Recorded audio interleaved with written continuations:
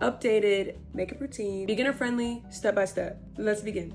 My skin's completely clean, but it is dry. Before you ever put on any makeup, you have to moisturize your face. Make sure it's lightweight and not like a thick white cream, so it won't interfere with makeup application. Step 2 is primer. Any primer works as long as your face is really sticky. You've moisturized, you've primed. Now let's apply some makeup. Step 1, if you feel like you have a lot of blemishes, acne scars to cover up, apply your foundation or skin tint now. I use a skin tint, but I only apply it on like half of my face and I do it later, so I'll come back to this. So my true step 1 is a cream or liquid bronzer. Apply this to the perimeter of your forehead. Drag it down beside your eyes and along your cheekbone. I also take a little bit and put them on both sides of my nose bridge. This part doesn't have to be perfect because you're gonna put makeup over it anyway. I'm using my favorite liquid blush ever. I actually hate how you have to apply this. Sorry, Hourglass. You have to put it on your hand and then put it on your face. The richness and creaminess of this blush is worth the inconvenience. You're gonna apply it on your cheek like this, close to the corner of your eye. If you feel your eyebrows, draw your eyebrows in. Now's the time to do so. Step 3 is concealer. I'm doing a pretty thick line right under my eye, a rectangle on my forehead, square beside my nose. While that dries, I'm gonna carve my eyebrows out with the same shade of concealer. Now apply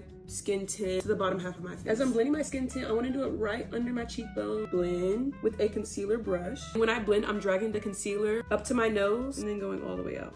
At this point, it's gonna look a little crazy, so take your bronzer brush from earlier, tap to blend, and you'll see how it's now merged. Do the same under the blush, and then take your blush brush, exact same thing. Take the excess and tap it the same places you did earlier. Right under your eye, nose. When it's winter, I wear more makeup. That means a brighter under eye looks. I take a little bit of concealer that's lighter than the first concealer. Very small triangle. Let it dry down. This step is very important. I take a beauty blender, spray it with setting spray, and wherever I place concealer, I blend again just to make sure everything's super, super flawless. My setting powder, I feel like a generous application is best. My eyes run in the winter, like my eye will just tear up. So the more powder, the better. The whole bottom half of my face. I love looking matte in the winter, so I put powder like everywhere. I have powdered bronzer, very, very pigmented. I love this. I apply it everywhere I place a bronzer in step 1, on my chin. Then I take powdered blush by NARS, shade Obsession. Apply it exactly where I applied the liquid blush.